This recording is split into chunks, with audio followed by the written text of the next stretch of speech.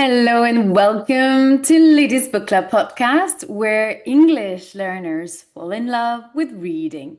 I'm Lydie Bureau, English teacher in France and founder of Lydie's Book Club, the perfect place for English learners and non-native English speakers who want to keep their English sharp while enjoying great literature. Each week on the podcast, you get a relaxing dose of English through guided readings and book talk. Perfect for building confidence in a fun and meaningful way. Lydie's Book Club is more than just a book club. It's a global community for learners who want to improve their English by diving into adapted classics and contemporary novels. We focus especially on works by female authors, and every 2 months, we explore a new book chosen with care and adapted to your level, from upper intermediate B2 to C1 advanced or original text if it's a contemporary novel. And our current book pick for May and June 2025 is Middlemarch, this classic of English literature by George Eliot. It is one of the most powerful novels of the 19th century. But don't worry, we're using the B2 level adaptation from Macmillan readers.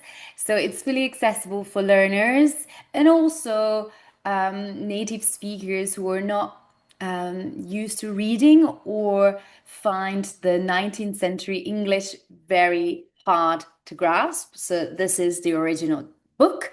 So you see it's a long book, a long story. And if you're not used to reading, but you would love to be able to read this kind of novel, well, or you would like to know more about it before getting into the big reading of the original text, then this adaptation could be a solution for you. So if you're new to the story or the author, check out the episode 32 of this podcast on Spotify or YouTube, whether it's best for you. In this podcast, I introduce you to George Eliot and explain why Middlemarch is a must read. So today we are reading chapters 13 to 19 from, no, what am I saying? 13 to 16. Yes, 16, my apologies. So we're going to read these chapters together. And if you'd like to join the next guided reading session on Zoom with me, then you just subscribe to the book club. The link is in the description, and this way you'll be able to follow the story more easily, improve your comprehension, and ask me any questions during the live, especially after the live, more likely. But if you also want to be able to take part in the discussion, make sure you sign up to the book club to attend the online discussion workshop we're having this Saturday on the 14th of June. I'm hosting our third discussion book club, and it's going to be on chapters 13 to 16, so the chapters that we are reading today. So it is your chance here to speak English, build confidence, and connect with fellow book lovers from around the world. So if you're ready to join us, just click in the link to subscribe and be part of a supportive, inspiring, and book-loving community that will help you read more, speak more, and enjoy English like never before. So let's get started. I'm going to do a quick recap. So I will try to synthesize as much, or summarize, I would say, as much as I can, and not spend the whole session, basically a whole hour almost, to recap the chapters that we read last week, because otherwise I'm gonna spend 2 hours here during this guided reading session. So last week we read chapter 9 to 12. So let's get back into the story. So in chapter 9, we get to know more about um, the relationship of Mr. Casaubon and Will Ladislaw. Will Ladislaw is now living in Middlemarch because Mr. Brooke has hired him in his news as editor for his newspaper. You know, the Pioneer, the newspaper that he purchased, that he bought recently. So he asked Will to um, so he put Mr. Brooke bought this newspaper to in anticipation of his political career, or to kind of spread his ideas and get elected in Middlemarch. So he asks Will to work for him as editor of the journal, and Will accepts and finds this job as a great opportunity to stay in Middlemarch and get to or have the chance to spend more time with Dorothy, yeah, which who he likes very much. And Casbon doesn't like this idea. He's going to write to him telling that he doesn't want him to be working um, as an editor because it will reflect bad on him and his reputation and his name because they belong to the same family. But Will Ladislow doesn't care, and he carries on with his work. That upsets greatly Mr. Casbon because not only he is suspicious of Mr. Ladislaw's ambition, or he suspect that he's here in Middlemarch to get his inheritance or all Mr. Casbon's money, but also he's worried that he's trying to seduce Dorothea. So he suspects that he's trying to steal his wife, and but in order to get his money. So the the real reason behind is really Mr. Casbon greed and selfishness around money and uh, his wealth. So, chapter 10, plans, is about mainly about Mr. Casaubon's plans to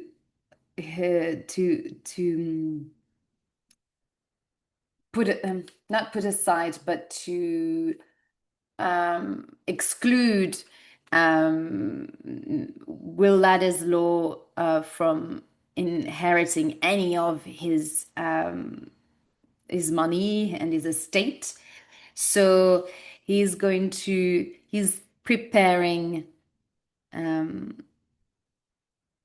or thinking about his will because he knows that he's sick and his health is not getting better, and he could die at any moment. So he is very aware of that fact. So he's going to ask Mr.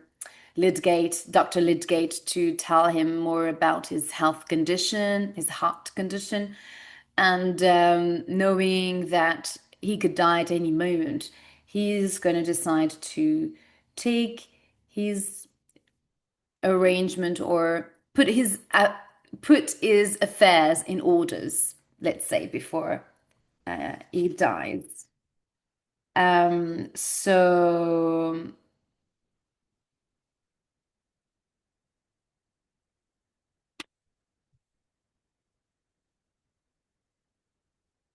And on the other hand, Dorothea is also inquiring towards Mr. Lydgate, Dr. Lydgate, in order to know more about her husband's condition and how she could help getting better or ease his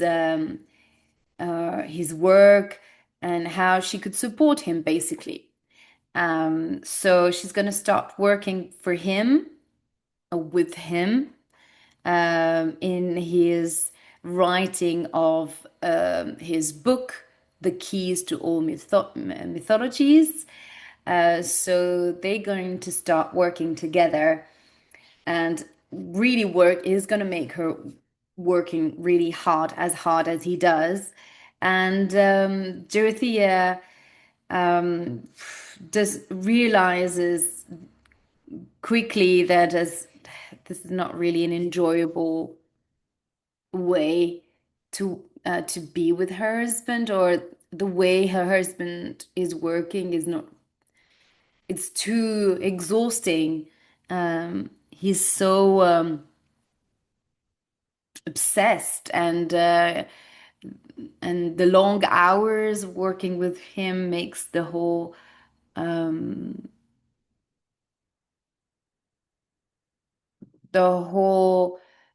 this moment between husband and wife, uh, it makes it very dreadful, and not very exciting. It's much more seen as labor than work that could be also pleasing and exciting to do together. So, chapter 11, the answer. In this chapter, Mr. Casaubon is going to ask, is it here? Yeah. In this chapter, Mr. Casaubon asks, because he sees probably that the end is near, he's asking his wife to make him a promise. But Dorothea is clever enough to not answer yet to his promise, or to give any, whether she agrees to promise to his to promise him what he wants or not, because she doesn't know what she will be promising for. So she requests to have some time to think about it, because she doesn't understand what or actually she does understand that this commitment, or this promise that she's going to make to him, uh, will have a big impact, or important consequences, or significant consequences in her life. So she's very suspicious and wary of giving him any answer. She's not in a rush of giving him an answer. She is a little bit tormented and confused by his request. Um, and in the meantime, Rosamond and Lydgate are having a little argument, or a disagreement, I would say. Not so much of an argument, but a disagreement, because we see here the very thin cracks here in Rosamond and Lydgate's marriage, because here Rosamond is starting to reveal what she really think about the profession, the medicine profession, and she doesn't seem to like it very much. She at some point says that she wished that Tertius wasn't a doctor, and that really upset Lydgate.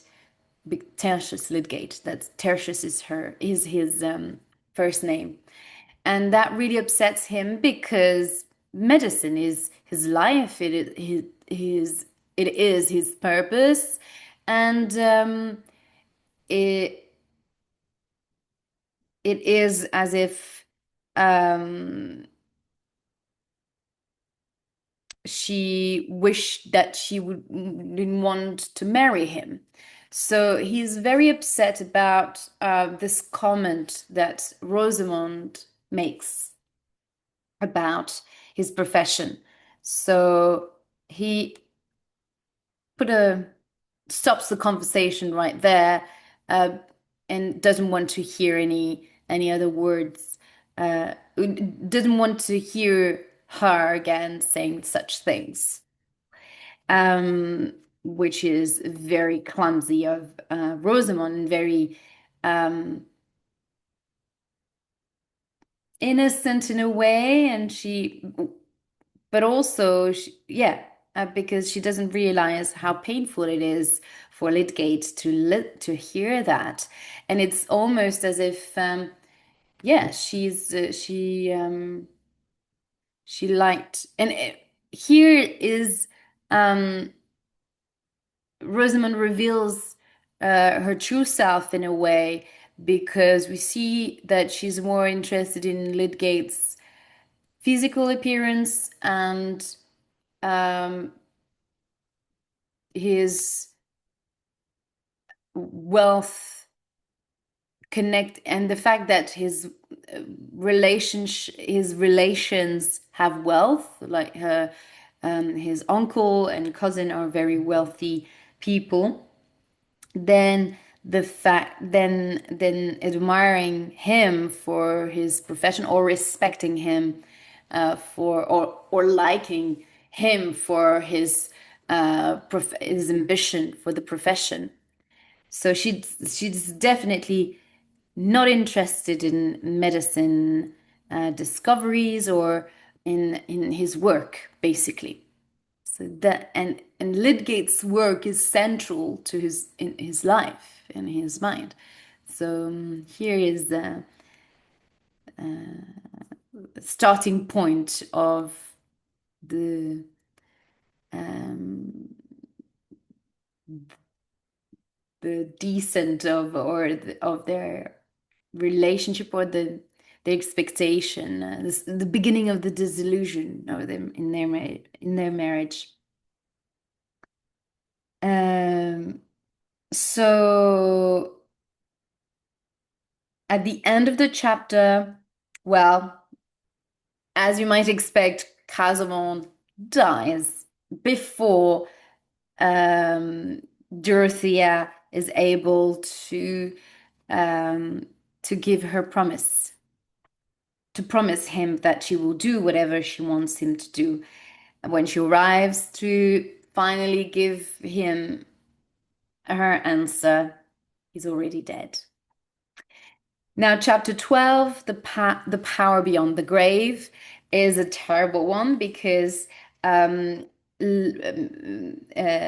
Dorothea learns in this chapter that her husband, so after the funeral, she's devastated, of course, she's terribly sad.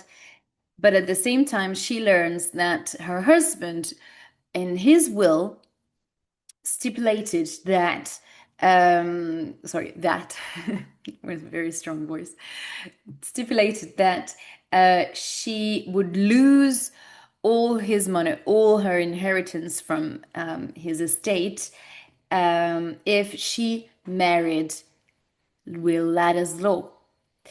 So not only she is utterly baffled, or disappointed, but angry, more like, by the fact that he is making such a will, or such a demand in his will, but also the fact that he's excluding her, or removing any that she would lose any money that um, she would inherit from him. But the fact that um,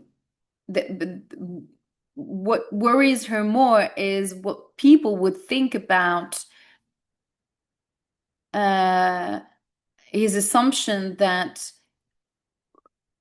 it's not just the fact that if she remarries anyone, she would lose anything. No, if she marries Will Ladislow specifically, she would lose everything.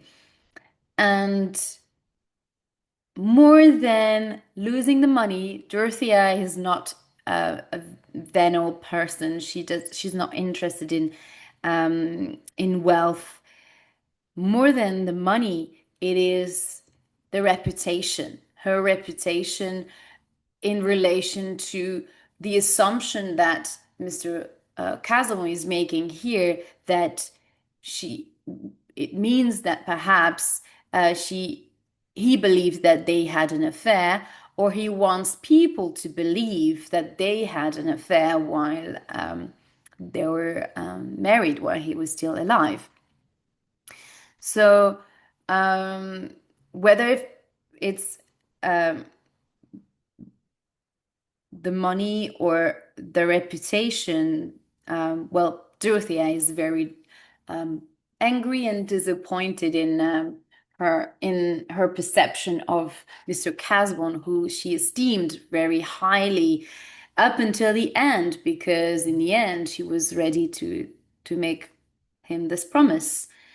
Um, and in his promise, perhaps there was also this idea of what this request to finish his work while after his death, writing the book, The Keys to All Mythologies.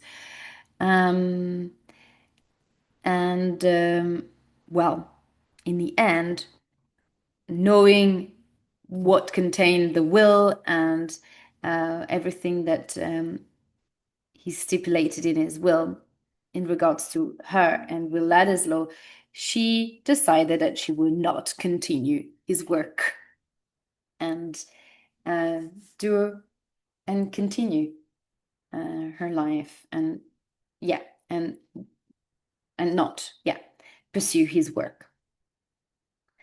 So she has a little revenge on him in a way.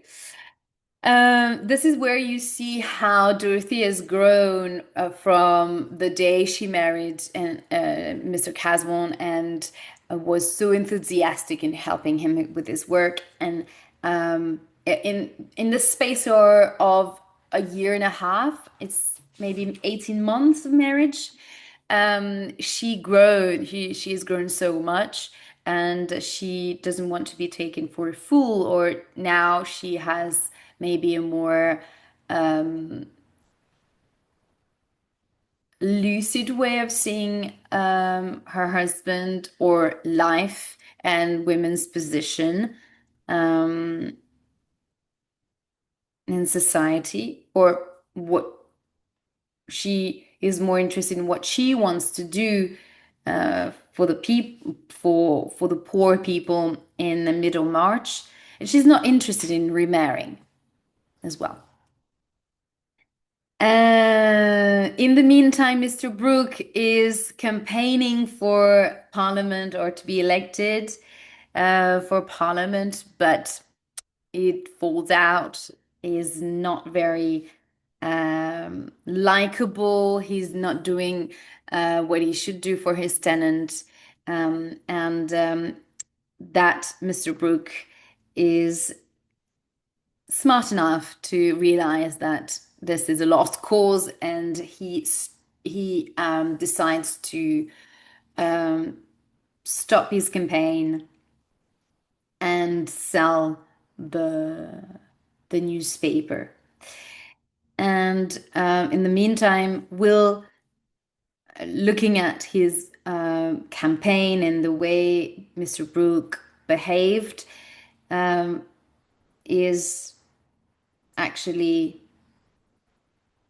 thinking of pursuing law in London,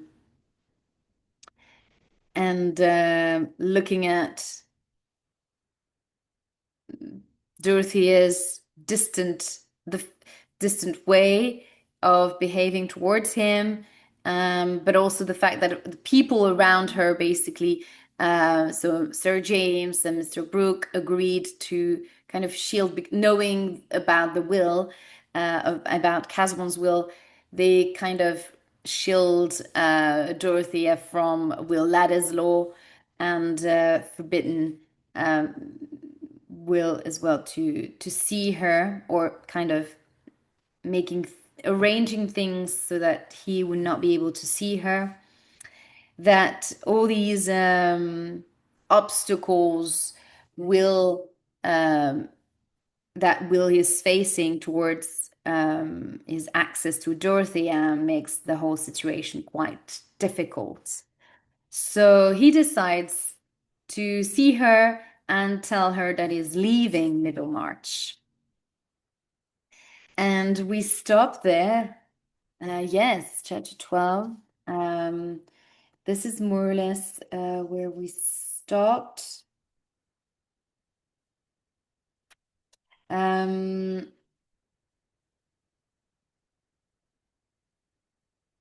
yeah. So Dorothea is saddened in a way, but happy for him to pursue his ambition uh, for politics and law in London. Although she starts having feelings for him, she doesn't um, reveal much. And at this moment when they're talking, Sir James interrupts them, so the conversation ends quite quickly. So, chapter 13, marriage problems. Dr. Lydgate was finding marriage very expensive. Rosamond Lydgate had been spoiled all her life, and she expected her husband to spoil her too. She always bought the very best of everything, and now they were spending far too much money. Lydgate warned his wife that they were getting into debt. But Rosamond refused to listen. Then Rosamond found that she was expecting a baby. Good news. They were both delighted, and Rosamond was soon making baby clothes. One of Lydgate's rich relations, young Captain Lydgate, was staying with them at the time. Rosamond was pleased because he was happy to flirt with her, and Rosamond was happy to let him. But her husband disliked the young man and thought he was a fool. You enjoy talking to Ladislaw, Rosamond said. Why don't you talk to the captain at dinner? He's your cousin, after all. Will is an intelligent man, Lydgate replied. Captain Lydgate is not. Then one afternoon, the captain took Rosamond out riding. She rode well and she enjoyed herself very much. But when her husband heard about it, he was angry. It's not safe for you to ride at the moment, Rosie, he said. If there is an accident, you could lose the baby. Rosamond smiled and shook her pretty head. The captain's horses are very quiet. Nothing will happen, Tertius, she said. How do you know? Lydgate asked. You are safe this time, but you must not go riding again. There is always a chance of an accident. There is a chance of an accident if I stay indoors, Rosamond laughed. Don't be silly, dear, Lydgate replied. I'm your doctor as well as your husband. I say you must not ride again. It is too dangerous. I shall talk to the captain myself. Please do not treat me like a child, Tertius, Rosamond said. Don't say anything to the captain. Leave it to me. Very well, Lydgate said. But Rosamond did not mean to obey her husband, and she had promised nothing. The next time Lydgate was out, Rosamond went riding again with the captain. At first, her horse was very quiet, but then a sudden noise frightened it into a gallop, and for a short while And for a short while, Rosamond lost control. Rosamond was badly shaken. In a few days, she lost the baby. But she refused to believe that the ride was the cause. Lydgate was very angry, and his cousin left Middlemarch soon afterwards. Lydgate was spending more and more time at the new hospital. He was not giving any money for his work there, and it stopped him finding more patients. Most of his patients were poor, and he was not making as much money as he had hoped. Before his marriage, Lydgate had never had much money, but he had had enough. Now he was in debt. The rent on the house was high, and he had spent more money than he wanted to on furnishing it. Rosamond was fond of entertaining, and she always bought the very best of everything for her guests. Rosamond herself was always beautifully dressed, and she loved jewelry too. Lydgate was beginning to realize that they could not pay their bills. He knew that he would have to get some money from somewhere, but he refused to ask the Vinceys for anything, and he tried to think of another way. At first, he said nothing to Rosamond, but when she was well again, he decided that he must talk to her. Lydgate himself was very unhappy. He knew that Rosamond would not understand the problem. It was evening when Lydgate got home. He had been working hard all day, and he was very tired. As he walked into the house, he heard the piano and the sound of singing. Ladislaw is here then, Lydgate said to himself. I don't mind him coming. He keeps Rosie happy, but I must speak to her alone.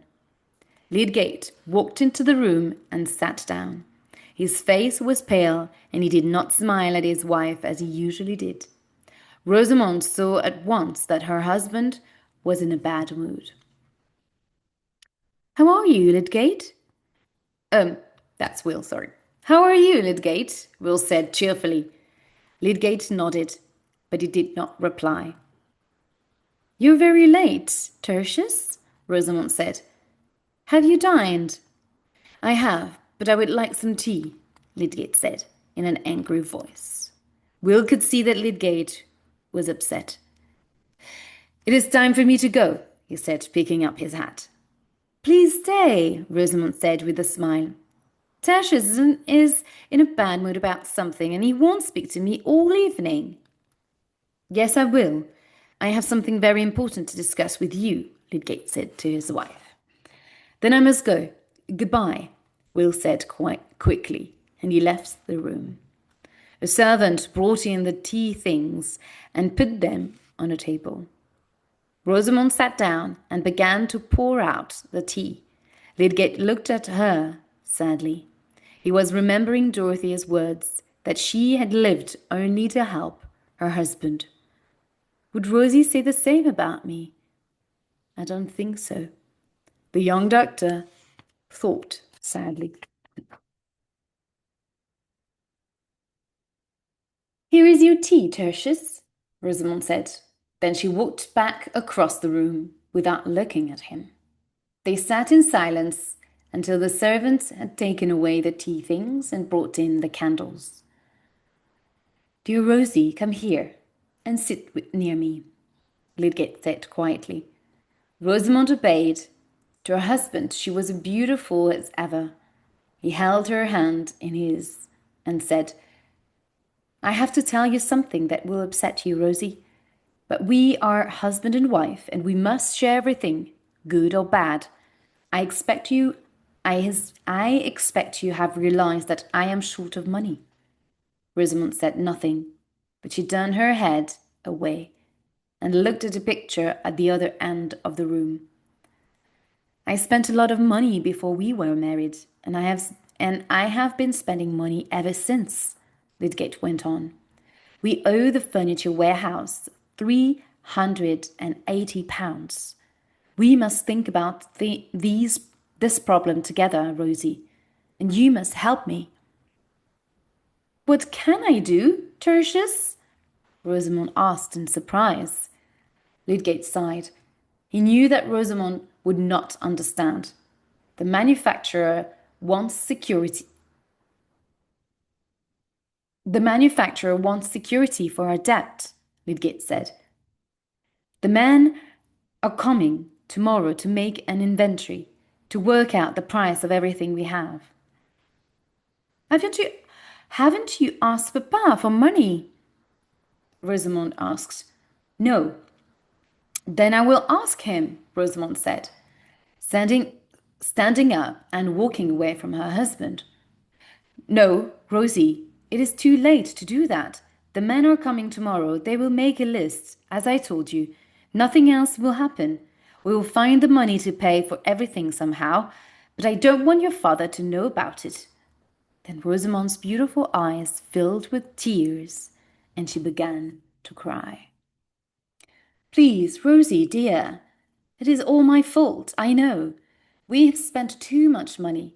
You must help me to be more careful. If we can try to save a little, we will soon be out of debt. Send the men away when they come tomorrow, Rosamond said calmly. They can come back some other time. You're not listening to me, Rosie, Lydgate replied angrily. I shall not send them away. I cannot. Then we just leave Middlemarch. There will be a sale and everything will be sold. We can go to live in London. We can't go anywhere without money, Rosamond, Lydgate said. Then someone must help us, she replied. No, we must help ourselves. Look at this list, Lydgate went on. This other place will take back some of the cutlery. Cutlery is all the forks, knives, and spoons, everything that is, around and the plates, everything about the kitchen, you know. So we shall have to eat without knives and forks, Rosamond cried. No, of course not, dear, Lydgate said. We have bought too much of everything, that is all. They would take back some of your jewellery too, but I am not asking you to return that. Rosamond walked out of the room and returned a few minutes later. She was carrying some small leather boxes, which she put down on the table. This is all the jewellery you ever gave me, she said coldly. Return what you like, and the cutlery too, but do not expect me to be here tomorrow. I shall go to Papa's. It would be better if you stayed, Lydgate said. It is not right to leave it to the servants. But keep your jewels. Let's try to make the best of things, darling. Kiss me, Rosie. The next day Rosamond asked her father for some money, but he only replied, Trade is bad at the moment. I shall soon be needing to borrow money myself. I can't help you. Chapter 14. The Last Goodbye. Or question mark, the last goodbye. Fred Vincy did not see much of his sister Rosamond now that she was married. Fred was working hard too. He had gone back to Oxford, and this time he had taken his degree. But Fred had decided to take Mary Garth's advice. He had not become a clergyman. Instead, he had taken up farming and was now helping Caleb Garth, Mary's father. In time, Fred wanted to be a farm manager like Mr. Garth, and then perhaps he could have his own farm, where he could try out his own ideas. Rosamond did not like the idea of Fred being a farmer. She did not consider that farming was a suitable occupation for a Vincy, especially one who had a degree from Oxford. One afternoon, Fred called at the Lydgates' house with a message from his mother, Mrs. Vincy. Will Ladislaw was leaving as Fred arrived, and the young man remembered a story he had heard. Fred knew little about Ladislow and the Casaubons, but he had heard about Mr. Casaubon's will, and, as they had nothing else to talk about, Fred passed the story on to his sister. Old Casaubon was jealous of his cousin, Fred said. Before he died, he added some instructions to his will.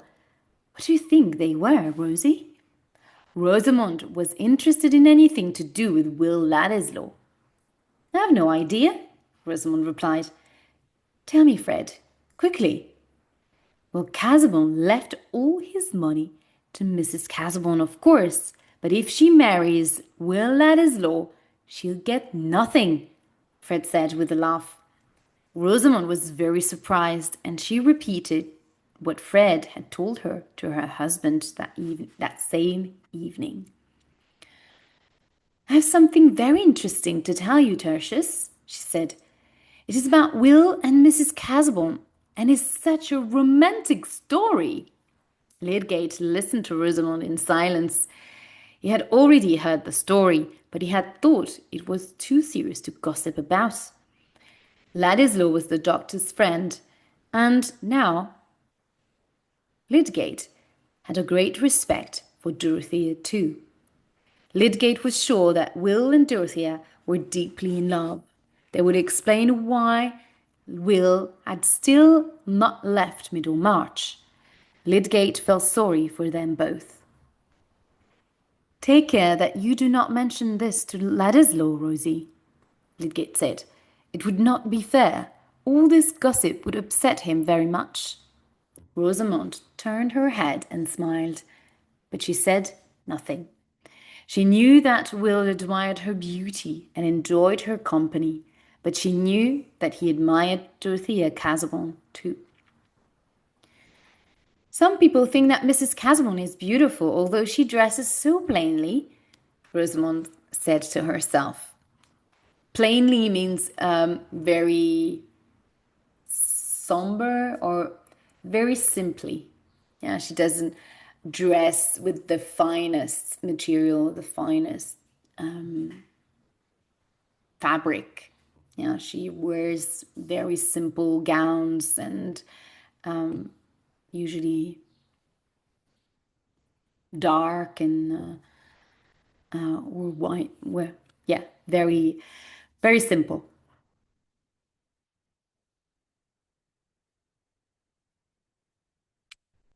Where was I? She knew that Will admired her beauty. Oh yeah, Rosamond said, yeah. So some people think that Mrs. Casaubon is beautiful, although she dresses so plainly, Rosamond said to herself. Can Will Ladislaw really be in love with her? Rosamond looked at herself in the mirror and smiled. I don't think he is, she thought. Mrs. Casaubon never wears any jewelry. She dresses plainly and her hair is arranged in a most old-fashioned way. When Will called a few days later, Rosamond was alone. So you're still in Middlemarch, Mr. Ladislaw? She said with a sweet smile. What is keeping you here when everyone thought you were going to London? Wait, don't tell me. I'm sure that I know the answer. I'm sure you do, Will said with a bow, but he was already feeling angry. It is a most romantic story, Rosamond went on. Mr. Casaubon had guessed the truth before he died, and he made his plans well. He knew that there was only one man that his widow would like to marry, but Mr. Casaubon's will says that she will lose all her property if she does. Oh dear, isn't that a romantic story? A jealous old husband and a young lover, and then a beautiful widow. Tell me how it will end, Mr. Will Ladislaw. Mr. Ladislaw. What are you talking about? Ladislaw cried. Tell me the truth. Tell me what you mean. You don't know? Rosamond asked in surprise. No. So you don't know what Mr. Casaubon wrote in his will? If Mrs. Casaubon marries you, she will lose everything. Oh, she's terrible here. How did you hear about this? How do you know that It is true. It is true, Ladislaw asked angrily. My brother Fred told me, Rosamond replied, and he heard it from a friend of Mr. Brooks. But I am sure there will be a happy ending. Mrs. Caswell likes you better than the property, I'm sure. Please, do not say more. Do not say any more, Will said. The story is an insult to Mrs. Caswell and to myself. Please, don't be angry with me, Rosamond replied. You should be glad that I told you. Yes, yes, I am. Then I suppose the marriage will be very soon. Oh my gosh, she's staring at the knife, Rosamond said with a laugh. Not soon, not ever, Will replied as he bowed to her and walked quickly from the room. Left alone, Rosamond sighed. She was jealous of Will's feelings for Dorothea. Oh, my life is so dull. What do I have to live for? She asked herself sadly. Will knew what he had to do.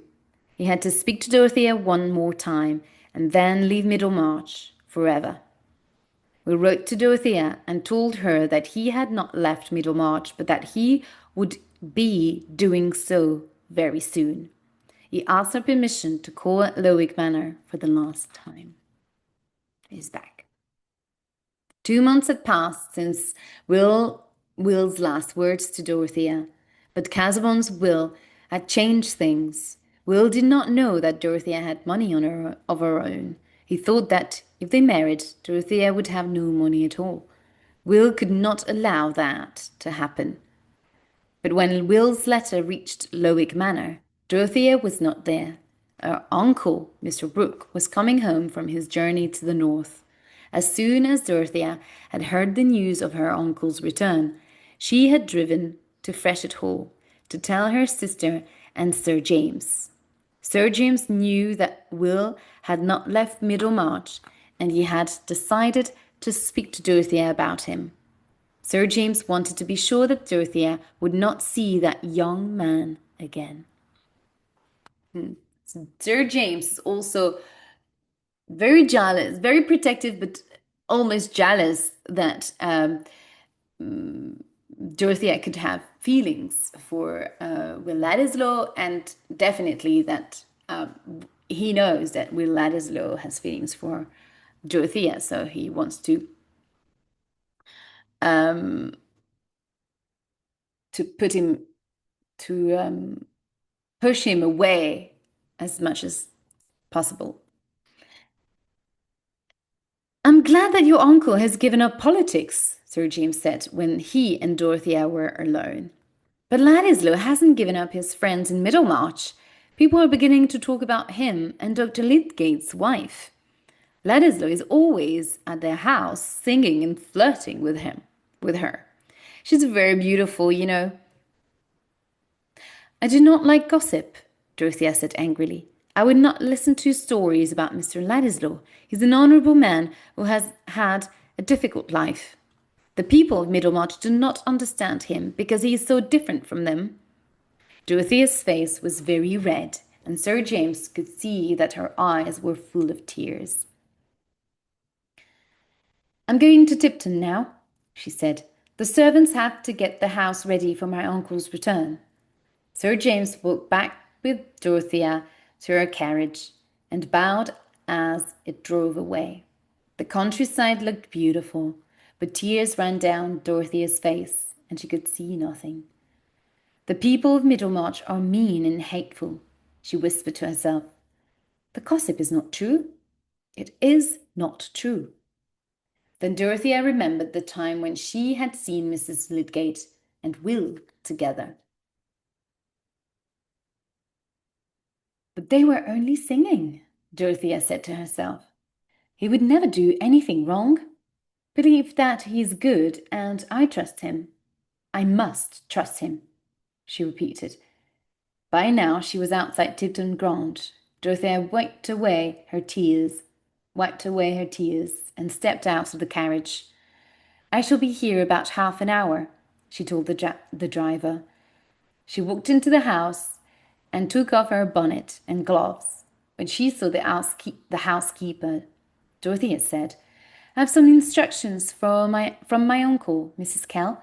I shall go into the library and write them down for you. Please open the shutters in there. The shutters are already open, said. Mrs. Kell said. Mr. Ladislow is in the library looking for some of his sketches. At the sound of Will's name, Dorothea's heart nearly stopped beating. Then she was filled with a feeling of complete happiness. She walked down the corridor, and the housekeeper followed. Go in first and tell Mr. Ladislow that I'm here, Dorothea said to the servant quietly. Ladislow was at the other end of the room, looking at some sketches that he had left behind. The housekeeper walked towards him. Mrs. Casaubon is coming in, sir, she said. Will looked up quickly as Dorothea came into the room. The housekeeper went out and shut the door behind her. Without knowing what she was doing, Dorothea walked towards her uncle's chair. Will moved the chair for her, and she sat down. Then he moved away and stood, looking at her. Please sit down, Dorothea said. I'm very glad you are here. I'm glad too, Will replied, as he sat down opposite her. I sent you a letter. I could not live without seeing you again. I thought that we said goodbye many weeks ago, Dorothea answered quickly. You thought that you were leaving Middlemarch then? Yes, but I have learned things that have changed my feelings about the future. The last time I saw you, I dreamed of returning some day. Now I know more. I don't think I will ever come back. Do you wish to tell me why? Dorothea asked. Yes, of course, I do, Will replied. He walked towards the window and then went on. I have been insulted, you know it, and other people know it too. I would never have tried to get your money by pretending that it was unjust of Mr. Casaubon, very unjust. He has made me seem mean and dishonourable. Never in my eyes, Dorothea said. I have always believed in your honesty. She stood up and moved towards the window, but Will turned away from her. I trust you. I always have, Dorothea said, very quietly. Will stood up and moved back to the table to pick up his sketches. I must go, he said. What will you do with your life? Dorothea asked. Are your plans the same as they were before? Yes, he replied. I shall work hard, but I shall be living without happiness and without hope. Very dramatic here. Oh,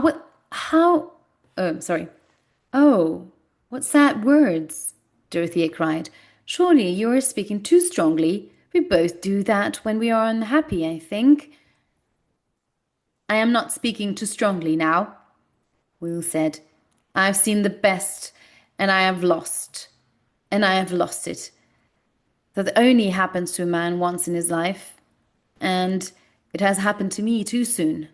I stood at the gates of heaven, but I could not go in. I have lost all hopes of happiness. Will looked at Dorothea as he spoke. Surely she can't misunderstand me, he thought. She must know that I love her. But we can never marry now. She must know that too. But Dorothea had no real experience of love. She did not look at Will. She was too confused and unhappy to understand him. He is telling me that he loves Mrs. Lydgate, Dorothea thought. That is why he is leaving Middlemarch. Neither of them knew what to say next. Then at last, Will picked up his sketches. I must go, he said. I shall leave Middlemarch the day after tomorrow. That is very honest of you, Dorothea said. She held out her hand, and Will took it for a moment. They looked at each other in silence, and then Dorothea said, Please remember me? How can you say that when I am in danger of forgetting everything else? Will cried angrily. Then he had gone.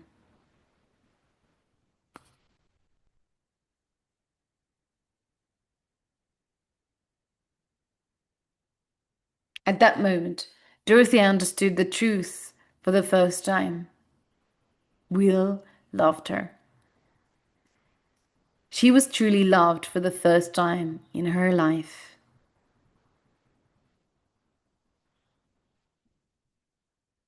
She would never meet Will Ladislow again, but he loved her. Dorothea wrote out the instructions for the housekeeper, and in a few minutes more, she was sitting in her carriage again. How I wish that I could have helped him, Dorothea thought to herself. But I know that he can never marry. Edward made that impossible. She looked out of the window and saw Will walking along the road. Then the carriage had passed him. Will watched it grow smaller and smaller. How will I ever know if she loved me or not? He said to himself. We'll spend that evening with the Lydgates. The next morning, he had gone.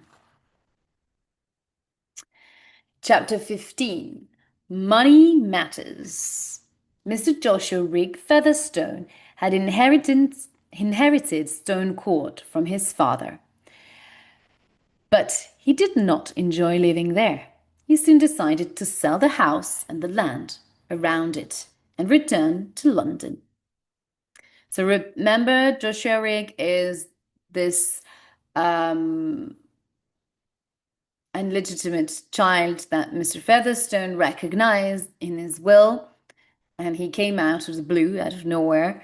Everyone was surprised and disgusted that they couldn't inherit anything from the old man's fortune. So they were so upset. So here, Mr. Rigg Featherstone now didn't stay very long in this house, and he sold it. And he sold it to Mr. Bulstrode. Mr. Nicholas Bulstrode, the banker, had wanted to buy a house with some land for a long time, and this was his chance. He bought Stone Court and paid Caleb Garth to look after the land for him. Mr. Bulstrode went on living in his house in Middlemarch because it was near his bank. Mr. Bulstrode had not been born in Middlemarch, but he had lived in the town for many years. He had become very rich, and he was generous with his money.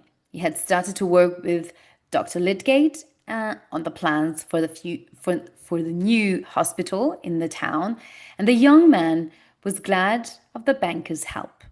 The people of Middlemarch respected Mr. Bulstrode, but they did not like him. He had married Mr. Vince's sister many years before, but they knew nothing about his family and his early life. Everyone thought that he was too proud of his position in the town and too fond of telling them what to do. Now, as the owner of Stone Court, Bulstrode was one of the most important people in the neighborhood. He felt happy and secure. But Mr. Bulstrode had a secret in his past. And one day, that secret came to Middlemarch. It was early evening, and Mr. Bulstrode was standing outside Stone Court when he saw a man who he recognized, although he had not seen him for many years. The man coming towards him was now about 60 years old. He was fat, with short legs, and a round, red face. Mr. Bulstrode's pale face went paler as the man called his name. "Well, Nick," the man cried, "this is a fine place, a very fine place. A man could live here and be happy." "John Raffles, I thought you were in America," Nicholas Bulstrode said unhappily. Why have you come here? Well, not to see you, or not at first. I thought this place belonged to my stepson, Joshua Rigg. But then I heard in the town that you had bought the house. I came to look at it in here, and here you are. You must have plenty of money, Nick, the man went on. Your first wife was rich, of course, a rich widow called Mrs. Dunkirk, and we know how she got her money, don't we? Nicola Bulstrode did not answer, and Raffles laughed. I'm sure that you have kept it a secret all these years, he said. Middlemarch is a long way from London, after all. It was a family business, wasn't it, Nick? The family called it a pawnbroker's shop, didn't they? But the business was more than that. Let me think now, Raffles went on. Buying and selling stolen goods, lending money at a high interest, stealing from the poor to make the family rich, paying the police to keep quiet. Not a pretty business, was it, Nick? And you were in charge of it. Then the owner died and you married his widow. Luckily for you, her only child, a daughter, had run away from home. What was her name now? Sarah Dunkirk? Sarah Dunkirk, Bulstrode said quietly. That's the name, Sarah. But she had left, so you had all the Dunkirk's money. That was not fair, Nick. Not fair at all. The daughter could not be found, Bulstrode said quickly. That's a lie, Nick, Raffles replied. I found her for you, but you did nothing about it. Sarah was married by then to a poor man with a foreign name. Polish, I think, but I can't remember it now. All that happened in London, of course, a long time ago. But I'm sure it would interest the good people of Middlemarch. I suppose you want money? Bulstrode said quietly. Raffles laughed. Everyone wants money, he said. But if you are willing to give me some of yours, Nick, that would please me very much. £100 now, perhaps, and more when I want it. I would be willing to pay you money to leave Middlemarch and to stay away, Bulstrode replied. But Raffles shook his head. I don't want to make a promise that I cannot keep, he said with a smile on his round red face. I'll have a drink with you now, Nick, and your housekeeper can find me something to eat. I think I'll stay here tonight. In the new year, Lydgate realizes that his debts were increasing and that he had no way of paying them. He now owed nearly £1,000, and he decided to talk to Rosamond again. Our expenses are still too high, Rosie, dear, he said. I must manage with one horse, and perhaps you can manage the house with one servant, not three. Only one servant? What would people think of us? Rosamond replied. No important people would want you as a doctor. You have too many poor patients, and you spend too much time at the new hospital. My uncle Bulstrode should pay you for the work you do there. That is not possible, Lydgate said angrily. My work is my business, not yours. But there is something that we can do. It is something unpleasant, I suppose, Rosamond said coldly. Lydgate sighed. I think that we should move into a smaller house, he said. This one is too big for us, and the rent is too high. I know someone who is looking for a good house. I'll speak to Mr. Trumbull, the agent, tomorrow. Rosamond stood up and walked away from her husband, trying to hide her tears. Then she spoke very slowly. I cannot believe that you would like to do that. Like?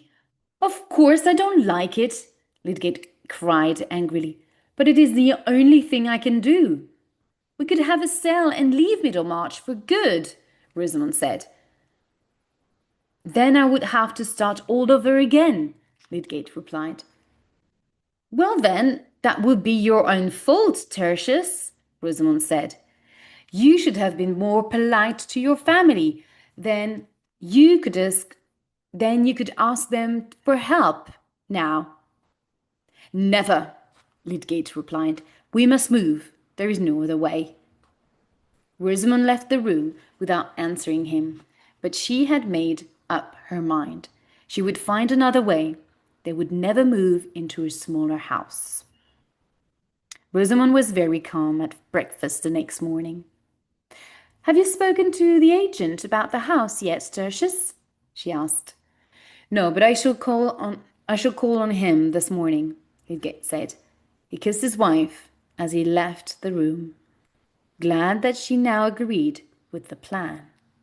Rosamond had always left business matters to her husband, but she realized that now she must speak to Mr. Trumbull herself.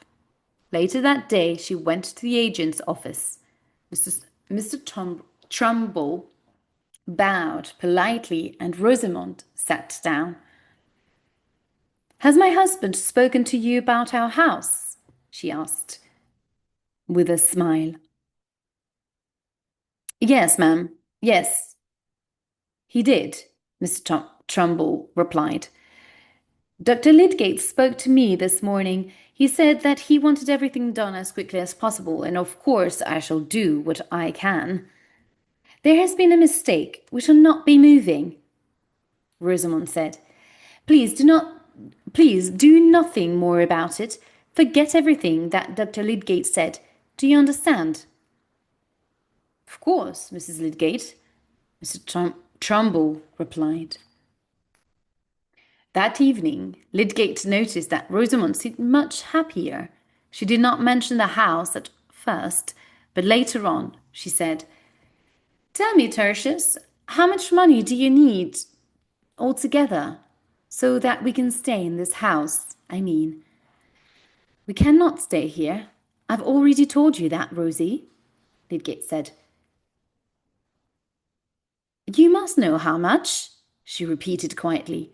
Please, Tertius, tell me. To clear all the debts and have a little over to live on, £1,000, Lydgate said. But there is no point in telling you that. I haven't got it, and never will have. Rosamond did not reply, but the next day she wrote to her husband's uncle, the baronet, whose name was Sir Godwin Lydgate. In her letter, Rosamond explained to Sir Godwin that Middlemarch was not a good place for his nephew to live. If they moved to London, Tertius would soon be wealthy and popular. But first, he needed £1,000 to clear his debts. In her own mind, poor silly Rosamond was sure that Tertius would approve of her letter, and so she did not tell him that she had sent it. And she did not tell Sir Godwin that the request for money was her idea and not her husband's. Time went on, and Lydgate was surprised that he had heard nothing from the agent, Mr. Trumbull. I must go to see him again, he said to Rosamond, as they were having breakfast. I'll tell him to advertise the house in the local paper. I told Trumbull that we were not moving, Rosamond said calmly. I told him not to do anything.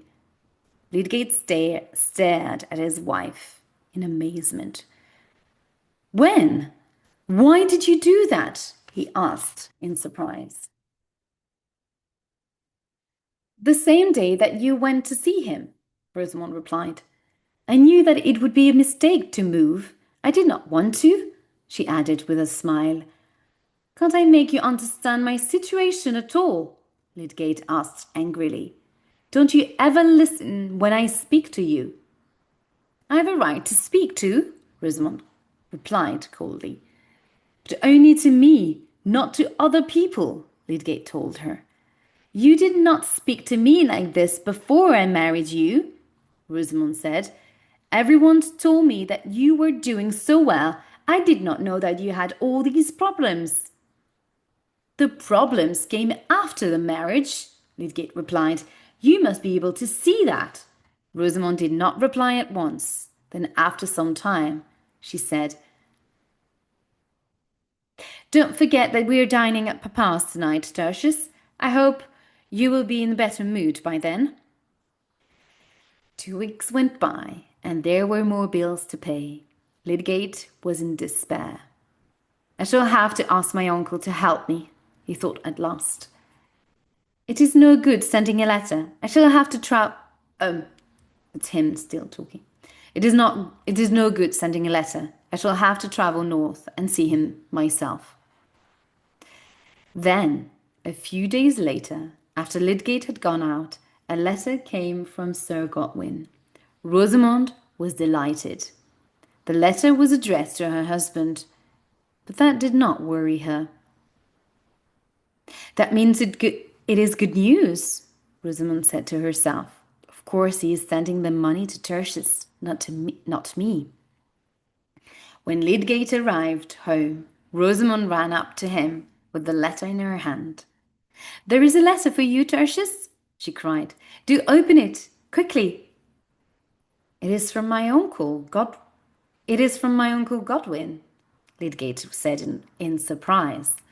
He opened the letter quickly, read it, and then threw it on the table. How can I go on living with you after this? He said. Rosamond picked up the letter. Dear Tertius, an honest man does not get his wife to write begging letters for him. You ask for £1,000, but that is impossible. I have 5 children and no money to spare. I might have helped you if you had gone into the army or the church. You chose medicine and seem to have made a mess of it. I can't help you, and the sooner you go somewhere else, the better. I wish you well, but you must solve your own problems. Your loving uncle, Godwin Lydgate. Now, do you see what trouble you're making? Lydgate asked his wife. Why must you do things without asking me first? Rosamond did not answer, but a tear ran down her face. There is no one to help me now, she said. I have always done what is right. Why do you blame me? Marriage has made me so unhappy. I wish that I had died with the baby. That's tough. That is tough here. Then her tears began to fall, and her husband knew that there was nothing he could say or do to change her mind. He sat down beside her and very gently took her in his arms. So doesn't seem to go very well now with Lydgate and Rosamond's marriage. Final chapter of the day, chapter 16, Temptation. There was only one man in Middlemarch who was unhappier than Dr. Lydgate. That man was Nicholas Bulstrode. He had given John Raffles money to leave Middlemarch, but Raffles had come back not once, but several times. Raffles now had a room of his own at Stone Court, where he could meet Bulstrode in secret. But Raffles also spent a lot of time drinking in Middlemarch. He listened to the gossip of the town too, and he soon heard a name that he recognized. That name was Ladislaw. Well, Nick, that was a surprise, Raffles said when he saw Bulstrode again. Ladislaw is a Polish name, I believe. I had heard it before, and you know it too. I have found out that a young man called Will Ladislow is living in Middlemarch. He is Sarah Dunkirk's son, and your money really belongs to him. Are you going to do anything to put that right, Nick? Perhaps I should speak to young Ladislow about it. Yes, I think I will. Or maybe I'll just tell him that I knew his mother in London. That will interest him, won't it, Nick? Bolster did not answer. This proud, cold man gave away money in the hope that people would respect him. He went to church to show everyone how good he was. He had almost forgotten the sins of his past life. But now Raffles had made him think about them again. Bulstrode was terrified of being found out, and his fears began to make him ill. I cannot live like this any longer, Bulstrode said to himself a few days later.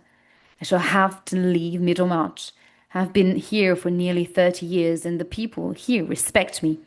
But all that will change if they found out about my past. I would do anything to stop that happening. Anything. Bulstrode decided that Ladislaw must be told the truth. He wrote a letter to the young man, asking to meet on business. Will agreed, thinking that Bulstrode wanted to talk about the pioneer. What is the matter? You don't look well, Will said when he came into the room. Please sit down, Mr. Ladislaw, Bulstrode replied. What I have to say must remain a secret between us.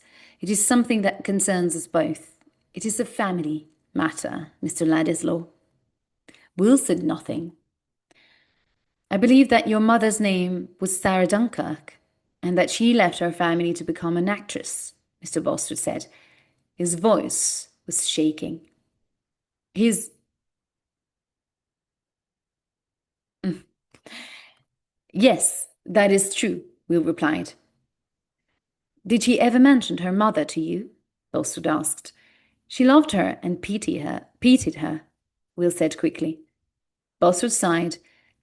Sarah's mother, your grandmother, became my wife, he said. That marriage made me a rich man, Mr. Ladislaw, and left your mother poor. I should have searched London for her, but I did not. That was a sin for which I ask forgiveness. My mother has been dead for some time, Will said coldly. Then now I must help her son, Bulstrode said. I am willing to give you £500 a year while I am alive. Will Ladislaw stood up, walked away from the banker. My mother knew her family's money was made in a dishonourable way, Will said in an angry voice. That was why she ran away. My honour is as important to me as my mother's was to her. So I refuse to take a penny of your dirty money. We have nothing more to say to each other, Mr. Bulstrode. Goodbye. January and February of the new year had passed, and it was now March. Dr. Lydgate felt depressed and hopeless. Rosamond had twice asked her father to help them, but he had refused. It had been a bad year for trade, and I have no money to spare. Mr. Vincey said, Why doesn't your husband ask ask Bulstrode? Bankers always have plenty of money, and Lydgate sees him at the new hospital nearly every day. Lydgate had been thinking about asking Bulstrode for a loan for some time. I have done a lot of work for him at the new hospital, Lydgate said to himself. That has stopped me making my practice bigger. So in a way, Bulstrode owes me the money. Should I write to him? No, I got to see him myself. But the next day, a note came from Mr. Bulstrode asking Lydgate to see him at the bank. I have not been sleeping well lately, Bulstrode told the doctor. My health is not good. If cholera comes to the town, I could be in danger. You're not strong, I agree, Lydgate said. Perhaps you spend too much time here at the bank. I'm sure you're right, Bulstrode replied. And all my work at the a new hospital has become a problem too. I can no longer afford to give it my time or my money. We tried to do too much there, I think, Dr. Lydgate. That will be a great loss to the new hospital, Lydgate said sadly. Well, the new hospital can be joined to the old one, Bulstrode said. The doctors there will work with you, I'm sure. But their ideas are different from mine. They refuse to do things in the modern way, Lydgate replied. I shall have no control over the work at all. I'm sorry to disappoint you, Bulstrode said, but I may be leaving Middlemarch soon for health reasons. However, I think that Mrs. Casmont may have good news for you. She is a wealthy woman, and she wishes to help the hospital in any way she can. Ask her, Dr. Lydgate. Ask her. I will, Lydgate replied. Thank you for telling me all this. My work at the new hospital has been very important to me, as but it had stopped me from getting more patients, and the ones that I have are often too poor to pay me. Bulstrode said nothing, but he shook his head sadly. I want to tell you that I have many debts, Lydgate went on. I need £1,000 to pay them all. You are the only person I can ask to help me. You know how hard I have worked to help this town. I'm sorry to hear of your problem, but I'm not surprised, Bulstrode said. The Vinces have always been careless with money. You did not make a good marriage, and now you must suffer for your mistake. I advise you to become a bankrupt, Mr. Lydgate. There is no other way. Thank you, said Lydgate, standing up. I am sorry to have wasted your time. Good day, Mr. Bulstrode. Good day. When Mrs. Bulstrode heard about Lydgate's debts, she was very upset. You have always been very hard on my family, Nicholas, she said to her husband. Surely you can help poor Rosamond now. My niece is such a sweet girl, you know. My dear Harriet. Oh, sorry, it's Bulstrode speaking. My dear Harriet, Bulstrode replied, I have given your brother a good deal of money in the past. You cannot expect me to take care of his married children, too. But very soon something happened that made him change his mind. And that's the end of chapter 17 and the end of our guided reading for today. I hope that you enjoyed this new session and that you will be subscribing to the book club to join our guided reading book talks about Middlemarch. Remember, we have one this Saturday, so whether you have not attended the previous book talks, then it's fine. You can join us this Saturday and discuss the book with us. We're still looking forward to meeting you. So in the meantime, I will see you next Tuesday on the 24th of June for a new guided reading session. We will read chapters 17 to 20, yes, correct. 17 to 20. And I hope that you'll be joining the guided reading session too and the book club. I hope that you have enjoyed this session again and have a beautiful rest of the day. Bye bye.